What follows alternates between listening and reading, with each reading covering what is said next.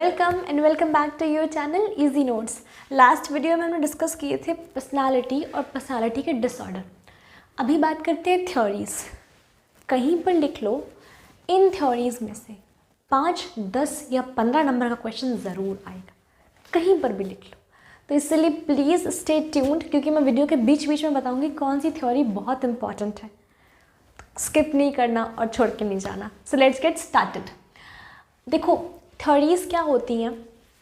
कुछ ऐसे रिसर्च के रिज़ल्ट होते हैं थ्योरीज़ जो कुछ किसी भी फील्ड के प्रोफेशनल्स करते हैं। ये एक ऐसा प्रिंसिपल सेट करने के लिए जिसके बेस पे हम उस चीज़ को स्टडी कर सकें, तो वो होती है थ्योरीज़।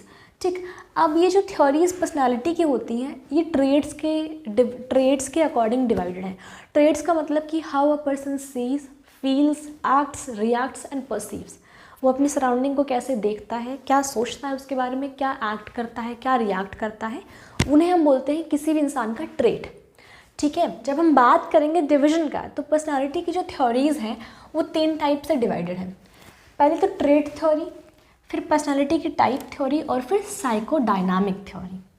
ठीक है, अभी आते हैं ट्रेट थ्योरी पर। ट्रेट थ्योरी पे ये जो थ्योरी है, आरबी कैटल की, बिग 5 मॉडल और आइसेंक्स की ट्रेट थ्योरी, 3 ट्रेट थ्योरी, ये तीनों वाकई बहुत इंपॉर्टेंट है, बहुत ज़्यादा। साइकोडायनामिक की दोनों थ्योरीज इंपॉर्टेंट है, दोनों ही। और पर्सनालिटी टाइप थ्योरीज में से MBTI और स्पांजर्स वैल्यू इंपॉर्टेंट है।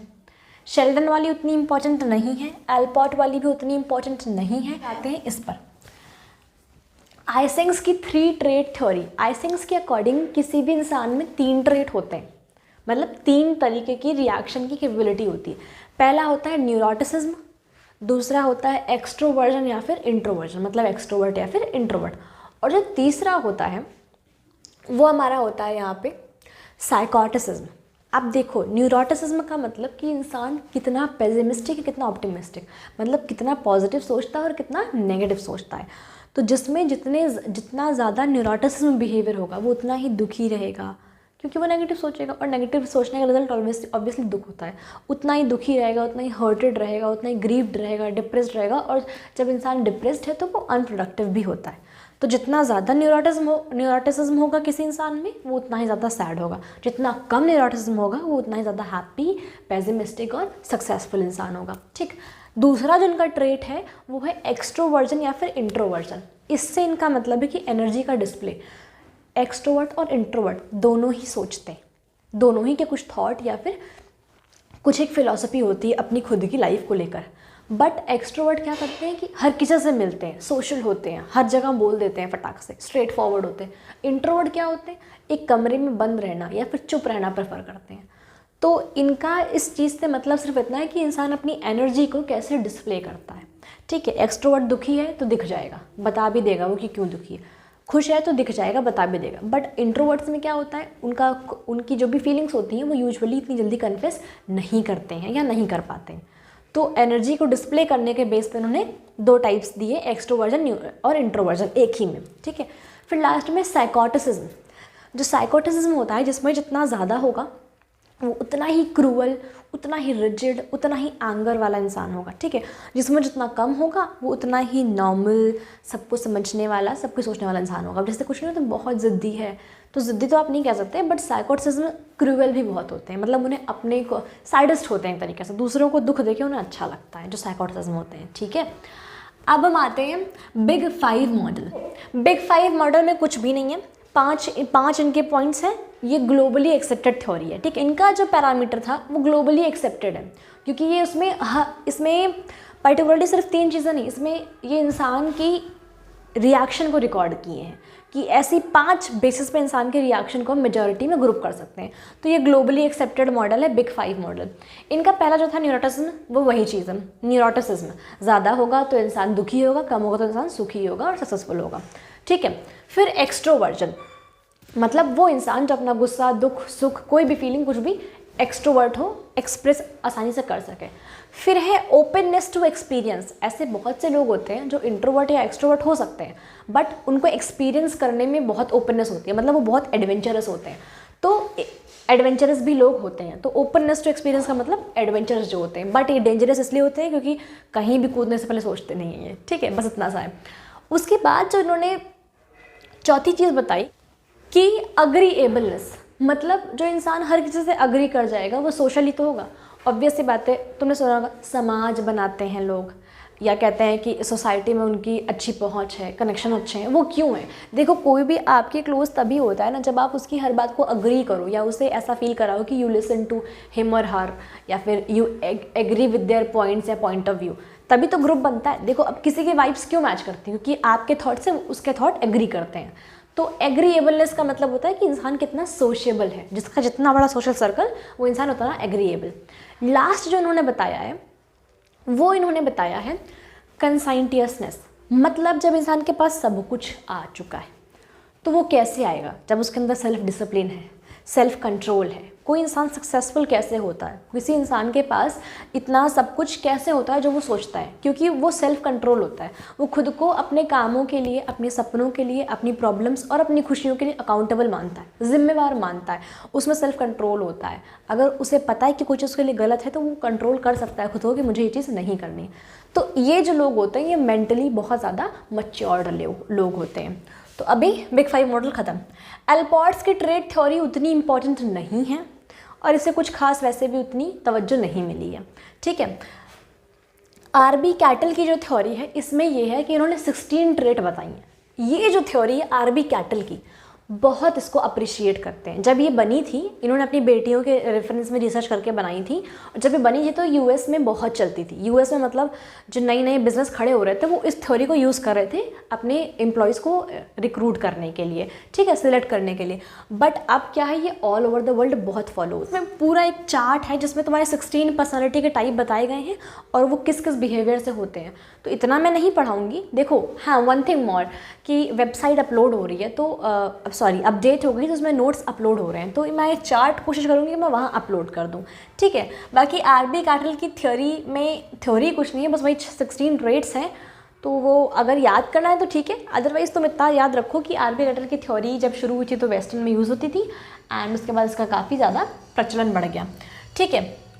एल्पोर्ट्स की trade theory is not that much important, but still अगर आपको नोट्स चाहिए इस पर तो मैं वेबसाइट पे इसको भी अपलोड करूँगी। नोट्स में सबके अपलोड करूँगी, यहाँ मैं सिर्फ इंपॉर्टेंट पढ़ा रही हूँ, ठीक है। अदरवाइज़ वीडियो बहुत लंबा हो जाने वाला है क्योंकि इतनी सारी थ्योरीज़। अभी आते हैं पर्सनालिटी टाइप थ्योरीज़ पे। साइकोडायनामिक अभी सिखाते हैं, ठीक है। पर्सनालिटी टाइप थ्योरी, पहली थ्योरी है MBTI, मायर बिगर्स ट्रेट इंडिकेटर। मायर बिगर्स नाम है इनका, ठीक है। मायर ब्रेगर्स बोलो या ब्रेगर्स बोलो, व्हाट्सोएवर, तो इन लोगों का नाम प्रोनाउंसिएशन कभी सही हो ही नहीं पाता। MBTI जो ट्रेट इंडिकेटर है, इनकी जो थ्योरी थी उसने ये प्रपोज किया था कि 4 तरीके के क्लासिफिकेशन हो सकते हैं किसी भी पार्टिकुलर ग्रुप को लेके। जैसे मान लो 10 लोग हैं, या उनमें से कुछ इंट्रोवर्ट होंगे, कुछ एक्सट्रोवर्ट होंगे। दूसरा जो होता है वो होता है सेंसिंग और इंट्यूशन, मतलब कुछ जो चीज़ फिजिकली दिखेगी उसे मानेंगे और कुछ वो सुनेंगे उनका मन कहता है। फिर उसके बाद फीलिंग और थिंकिंग, कुछ लोग इमोशनली डिसीजन लेंगे, कुछ लोग एनालाइज करके प्रैक्टिकली डिसीजन लेंगे। उसके बाद हमारे पास है जजमेंटल और परसीविंग का मतलब कि आप सामने वाले के जूते में पैर डाल के देखो, ठीक है। जैसे उसकी सिचुएशन है, जब वो उस हिसाब से जो बोल रहा है उसको उस अकॉर्डिंग समझो, ठीक है। एंड जजिंग का मतलब होता है कि आपके पास खुद की जो नॉलेज है, एक्सपीरियंस है, उसके अकॉर्डिंग आप उसे जज कर लो, ठीक है, बिना उसकी सिचुएशन को समझे या बिना उसके जूते में पैर डाले, ठीक है। फिर आता है शेल्डन्स टाइप थ्योरी। शेल्डन्स टाइप थ्योरी में कुछ भी नहीं है। इन्होंने क्या किया है कि इंसान की जो फिजिकल अपीयरेंस है, जैसे मान लो कोई छोटा है और मोटा है तो उसे नाम दे दिया है एंडोमॉर्फिक, ऐसे करके उन्होंने 3 नाम दे दिए हैं। तो that is none of your use, क्योंकि अब ये विलुप्त हो चुकी है बुरी तरीके से। फिर हमारे पास है स्प्रांजर्स वैल्यू थ्योरी। इनका क्या था, इन्होंने ये कहा कि अब तक जितनी भी थ्योरीज़ दी गई हैं उन सारी थ्योरीज़ में आपने इंसान के बिहेवियर को देखा है कि वो किस तरीके से बिहेव करता है, किस तरीके से रहता है, तो वो एक्सट्रोवर्ट हो गया, इंट्रोवर्ट हो गया या जो भी कुछ हो गया। बट इंसान के अंदर एक मोरल वैल्यूज़ भी होती हैं, जो कुछ इंसान के अंदर बहुत हाई होती हैं, कुछ अंदर बहुत लो होती हैं। तो मोरल वैल्यूज़ का एस्पेक्ट आप लोगों से छूट गया है, तो उन्होंने मोरल वैल्यूज़ का एस्पेक्ट जो है वो कवर किया था। तो वैल्यू से याद रखना, स्प्रांजर्स की वैल्यू थ्योरी में मोरल वैल्यूज़ है। अब देखो कौन कौन से बता देती हूँ मैं, ठीक है। देखो सबसे पहले तो थ्योरेटिकल, वो लोग जो साइकोलॉजी थिंकर हो, जो बड़ी बड़ी बातें करते हो, ऐसा कुछ बड़ी बड़ी मतलब कुछ भी हो जाए तो वो ज्ञान देने के लिए पहले से रेडी हो, थ्योरेटिकल हो सकता है, दैट इज़ गुड ऑल्सो। अब जैसे मैं कहूँ तो संदीप माहेश्वरी सर जो हैं, पॉजिटिवली अगर उनको देखा जाए तो वो थ्योरेटिकल थिंकर है, ठीक है, साइकोलॉजिकल थिंकिंग है उनकी, सोशली। फिर इसके बाद आता है इकोनॉमिक। जो इकोनॉमिक पर्सनालिटी होती है वो बिजनेस वर्ल्ड के लिए होती है, जो मनी माइंडेड होते हैं, in simple words money minded होते हैं। फिर हमारे पास है एस्थेटिक। एस्थेटिक वर्ड बहुत सुना होगा, इंस्टाग्राम पे तो बहुत चलने लगा। एस्थेटिक का मतलब होता है कि कितना सिंपल, सोबर, ब्यूटीफुल और अट्रैक्टिव, है ना। एस्थेटिक का मतलब एक थीम चल रही हो, सिंपल हो, सोबर हो, अट्रैक्टिव हो और कंसिस्टेंट थीम हो। तो एस्थेटिक का मतलब वही होता है जो इंसान क्रिएटिव हो, ब्यूटी लवर, जिसे हर चीज़ में कहीं ना कहीं से खूबसूरती दिख जाए, जिसकी आर्ट अच्छी हो, पोएट्री अच्छी, मतलब कोई भी उसमें आर्टिस्टिक क्वालिटी हो। फिर हमारे पास आता है पॉलिटिकल। देखो पॉलिटिकल यहाँ पर मतलब पॉलिटिक्स से बिल्कुल भी नहीं, पॉलिटिकल का यहाँ से मतलब है डर्टी माइंडेडनेस, दोगलापन, ये सब जो फीचर्स हैं, जिस ये मोरल वैल्यूज़ तो कम लो वाली मोरल वैल्यूज़ है ना, तो ये जो फीचर्स है ना, डर्टी माइंडेडनेस और दोगलापन, ये सब जो फीचर्स हैं वो पॉलिटिकल वाले में आएगा। यहाँ पॉलिटिकल का मतलब पार्टीज से नहीं है, ठीक है। रिलीजियस मतलब बहुत ही धार्मिक, मतलब अपने धर्म को इतना प्रमोट करना, फॉस्टर करना, उससे इतना कनेक्टेड फील करना, वो रिलीजियस होता है। यूजुअली हर कोई होता है, कुछ कोई नहीं होते, कोई होता है, वो बिलीव्स में मैटर करता है, ठीक है। फिर लास्ट में हमारे पास एक और, इनमें 6 ही है, एक और है सोशल। वो जो सोशल वर्कर्स हों, जिनको लोगों के दुख से बहुत दुख होता हो और वो उनकी हेल्प के लिए या उनके काम के लिए, मतलब उनकी सपोर्ट के लिए उनके आसपास रहते हैं, उनको हेल्प, लाइक टीचर्स आप कह सकते हैं, ठीक है। टीचर्स के लिए जो बच्चा फैव होता है, वैसे तो सारी बराबर होता है, बट जो फेवरेट होता है या जिसमें वो पोटेंशियल देखती है या जिसके लिए वो सिंपैथी फील करता है या करती है टीचर, तो उसको एक्स्ट्रा सपोर्ट, एक्स्ट्रा गाइडेंस मिलती है, ठीक है। तो वो सब सोशल वर्क ही तो है, उससे टीचर को कुछ थोड़ी मिलेगा, कभी नाम होता है नहीं, but that is all social work. तो एग्जाम्पल मैंने दिया टीचर का, ठीक है। टीचर से बड़ा सोशल वर्कर कोई नहीं है, कोई भी नहीं है। वो जितनी सैलरी में पढ़ाती है उससे ज़्यादा सैलरी हमें मिलती है, बट वो कभी मांगती नहीं है पलट के, और ऐसे हज़ारों स्टूडेंट्स को वो पढ़ा देती है। खैर मैं एक प्रोफेशनल टीचर नहीं हूँ, मैं तो दोस्त हूँ तुम्हारी, ठीक है। तो मैं अपनी तारीफ तो बिल्कुल नहीं कर रही थी। Okay, so moving on to this psychodynamic theory. Okay, ये दोनों थ्योरीज बहुत बहुत बहुत बहुत इंपॉर्टेंट है। अब देखो ये दोनों रिलेटेड भी हैं, अभी जब तुम पढ़ोगे तुम्हें समझ आएगा। सिगमंड फ्रॉइड्स की साइकोसेक्सुअल थ्योरी से समझ आ रहा है? आपके सेक्स, आपके जेंडर और आपकी एज के अकॉर्डिंग आपकी जो थिंकिंग डेवलप होती है वो साइकोसेक्सुअल होती है, ठीक है। जो सिगमंड फ्रॉइड है वो साइकोडायनामिक थ्योरी के फादर है। साइकोडायनामिक थ्योरी के फादर है सिगमंड फ्रॉइड्स। एरिक एरिक्सन की जो थ्योरी है ना, वो भी इन्हीं की थ्योरी पर बेस्ड है, मतलब इन्होंने जो थ्योरी बनाई है वो इन्हीं की थ्योरी से लेकर बनाई है। अच्छा एक बात बताएं, किसी ने सुना हो हिंदी के शास्त्रों में 4 जीवन काल होते हैं, बाल्यकाल और वो जो अवस्था होती है, क्या वो जो अडल्टहुड को भी कुछ बोलते हैं वो लोग, फिर उसके बाद जो ईयर अडल्टहुड के मतलब जो मिड ईयर होता है 30 ईयर्स टू 60 ईयर्स वो, और फिर वृद्धावस्था, ये सब कुछ होता है ना, एग्जैक्ट उसी की इंग्लिश है ये, ठीक है। अर्ली एज, अडल्टहुड, उसके बाद मिडल एज, फिर उसके बाद लास्ट में जो एग्जैक्ट वही है।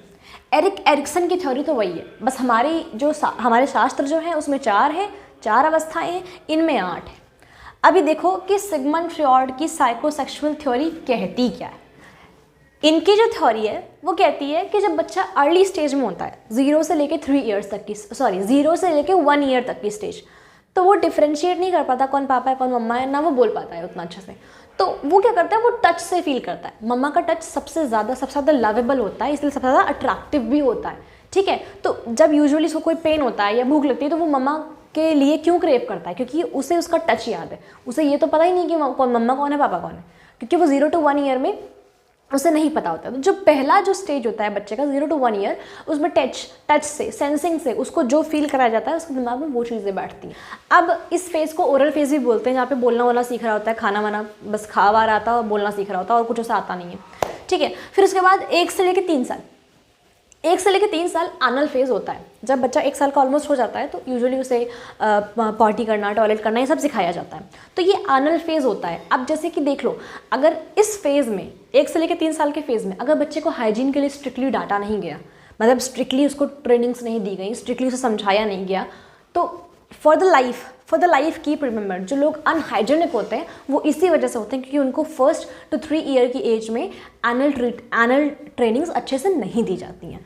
तो ये एनल एज होता है, और जिन्हें अच्छे से दी जाती है वो लोग बहुत ही डिसिप्लिन, अपनी सराउंडिंग को क्लीन रखने वाले और हमेशा ही एनर्जेटिक होते हैं क्योंकि वो उनकी सराउंडिंग क्लीन होती है, ठीक है। तो हमेशा हाइजीनिक होते हैं हर चीज़ को लेके। अब 3 साल के बाद बच्चा क्या करता है, बच्चा प्ले स्कूल जाता है या फिर स्कूल जाता है। तो जो 3 से लेके 4 साल तक का टाइम होता है ना, वो उसका जो टाइम होता है वो होता है डेवलपमेंट का, सेक्सुअल डेवलपमेंट का। अब जब बच्चा जा रहा है तो वो क्या देखेगा कि अगर वो लड़की है तो वो लड़की को आइडेंटिफाई करेगा कि ये मेरे जैसी है, समवट मेरी तरह है, कपड़े मेरी तरह हैं, हेयर्स बड़े हैं, जो भी मतलब जो भी डिफ्रेंसिएशन बच्चे का होता हो, तो वहाँ पे वो क्या करता है, उसकी एक सेक्सुअल आइडेंटिटी डेवलप होती है, ठीक है।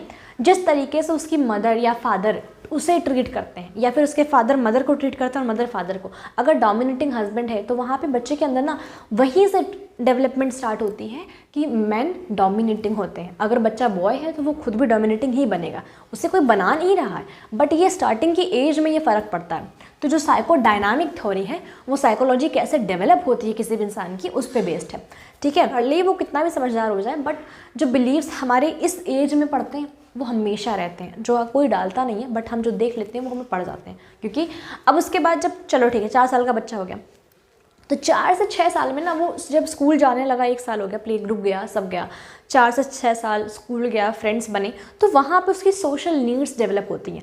अगर बच्चे को 4 से लेकर 6 साल तक की एज में अच्छे फ्रेंड्स मिल गए, अच्छा सोशल सर्कल हो गया, ठीक है, वो जो दूसरे बच्चे हैं उसी एज के, उन्होंने अच्छा ट्रीटमेंट दिया, अटेंशन दी, फ्रेंडलीनेस शो करी, तो फॉर द लाइफ कितना भी नेगेटिव हो जाए उसके साथ, फॉर द लाइफ कहीं ना कहीं डीप डाउन उसमें ये थॉट रहेगा कि we can have friends and friends a life, ठीक है। उसके लिए फ्रेंड्स इंपॉर्टेंट होंगे, फ्रेंडशिप इंपॉर्टेंट होगी, सोशल होना इंपॉर्टेंट होगा। और उसी एज में जिस किसी को अटेंशन ना मिले या कोई नेगेटिव चीज़ हो जाए, या जो बच्चे हैं वो और दूसरे जो बच्चे हैं वो थोड़े से क्रूअल या फिर अटेंशन ना देने वाले मिले, तो उसका जो उस वक्त एक्सपीरियंस होगा 4 से लेकर 6 साल तक के बीच में, वो फॉर द लाइफ रहेगा। वो लाइफ में कभी भी अच्छे दोस्त नहीं बना पाएगा। इस वजह से नहीं कि उसे अच्छे लोग ही नहीं मिलेंगे, सिर्फ इस वजह से क्योंकि उसका जो बिलीफ सिस्टम है वो इतना स्ट्रांग हो गया है बचपन में कि लोग अच्छे नहीं होते, फ्रेंड्स अच्छे नहीं मिलते, ठीक है। तो ये हो गया। अब 6 साल के बाद अडल्टहुड शुरू होता है, बॉडी को समझना, बॉडी का चेंज होना, बॉडी कैसे होती है, क्या होती है, हम रिएक्ट कैसे करते हैं, वो फिर अपने आप समझ आ जाती है इंसान में, ठीक है। सिगमंड ने क्या कहा था, सिगमंड ने ये कहा था कि ये सारी साइकोलॉजी, किसी भी इंसान की कोई भी साइकोलॉजी सिर्फ 3 चीज़ों की वजह से होती है। पहली आईडी का मतलब आइडेंटिटी है ना, पहली आईडी, दूसरा ईगो, तीसरा सुपर ईगो का मतलब कभी भी एटीट्यूड नहीं होता, ठीक है। अगर कोई इंसान बहुत ज़्यादा ईगोस्टिक है, इसका मतलब वो बहुत सेल्फ सेंटर्ड है। ईगो का मतलब होता है सेल्फ।